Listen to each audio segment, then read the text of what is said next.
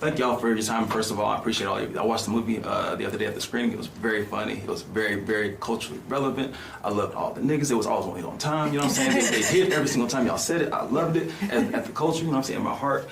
So first things first. Do y'all like scary movies? One-on-one. Do you enjoy watching scary movies? You know what's funny is like growing up, I always say this all the time. My sister was an avid scary movie fan, and she was my babysitter. So we grew up literally watching scary movies to the point where they stopped being scary and they just started being funny. So now most of them, except for like the spiritual ones, I think we all are unanimous in that. Yeah. They're just hilarious to me. They're almost like scary comedies now. Right. Yeah. Facts. Yeah, bro. Jeepers Creepers. Yeah. Friggin' House on Haunted. Yo, just Tales from the Hood. Tales from the Hood. Tales from the Hood. And just like they at the end, they're like, say fun. And what is the actor's name? He died. Rest in peace to him. He was oh my God. What's his name?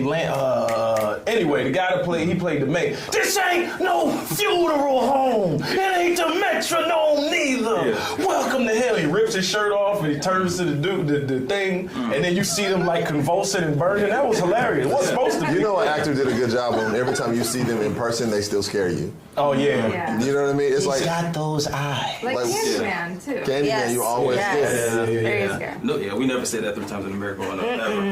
Still ain't doing that right now. Right. The blackest person that y'all know in real life. Oh, who? man. In the realest life. Who is this? You know what? I think what we learned from this film is that you can't quantify blackness. Okay. The notion of that is kind of wild. What I would like to say is I feel like, a lot of us have different traits. I think they're all growing towards figuring out what our own blackness is. Like, I like to ski now. That doesn't make me a white girl. I'm just enjoying different things that I didn't have access to when I was younger, if that makes sense. So I feel like I don't really know who the blackest person I know is. And I think also what's interesting is like we all have a very shared experience, specifically in America at times, no matter whether you grew up on the East Coast, the West Coast, Midwest, up north, wherever it was, there's certain things that we all kind of culturally had that brought us together. And so it's like a running board of like, oh, this is what, you can say something to someone well over there and they'll go, I know what that is. Yes. Yes, definitely.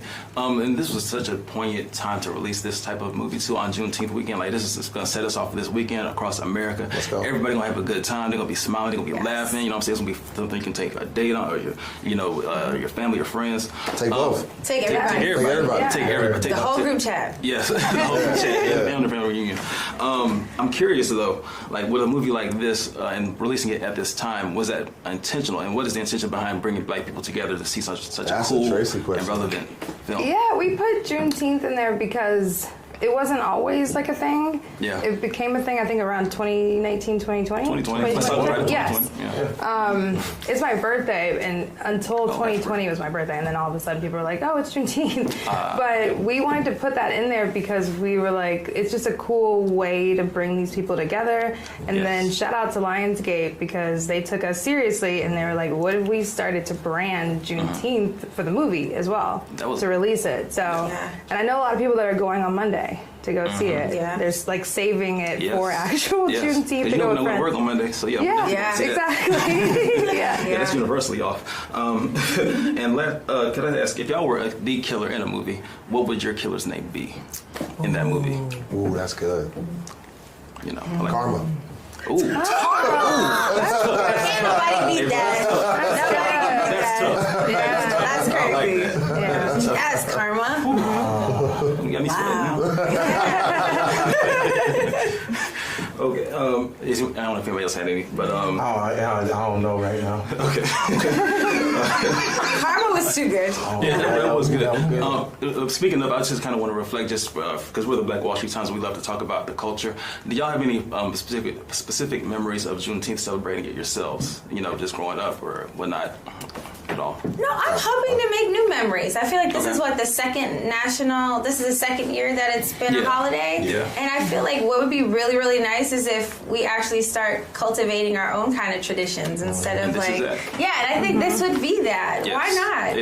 Watch it every Juneteenth and Halloween and, Valentine's Day and Christmas and everything. I like that. And you know, when we watch horror movies back in the day, like y'all were talking about, there's always these characters that fall down in these movies. They're always falling. You know, and it always seems unrealistic to black folks when we watch these movies. Like, get your ass up and just run. Like, start running again.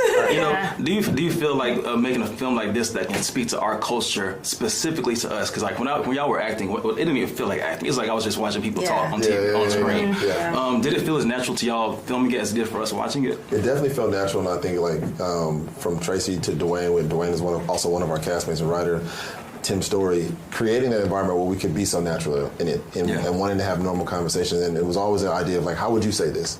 Right? Like, I know what's on the page, but then what would you say? Yeah. How would you say it? So then we all could lean in naturally to what our isms are and become these characters so that the conversation would flow. Improv was really much a part of it, so that that way it would just become that conversation that people see on screen. Yeah. And I think that's why people laugh with it. I think that's why people relate to it, because you are watching your friends have a conversation, and we are doing in the movie what we yell at the screen to try to stay alive. Yeah. Right? That's the difference. That's what we was doing in there. We was doing it in there. We did exactly what for decades we did when we watched by ourselves, or like what we said in group chats, or what we said to our friends, or what we yelled at the screen. But now we're all doing it together. It's such an interactive experience. I can't wait till everybody sees it on the 16th. Yes. And Tracy and Dwayne have their finger on the pulse and the culture. So already on the page, it was just, you know, easy. with the actors mixed up with it was just perfect. Came right flawlessly. And just that idea of like, you know, there's jokes that people will see. There's one joke, and I won't give it away, but we literally call out things that happen where when one of our castmates says, we should split up, we all just look like, what are you talking about? We all had a reaction. Like, don't do it. Why would you do this? You know? It's facts. You see us running, looking at the ground like, I'm not tripping today. Yeah, exactly. Y'all turn Friday the 13th into Friday the Juneteenth, and I appreciate y'all. Hey, I thought about that when I was over there. I'm gonna say that. Yeah.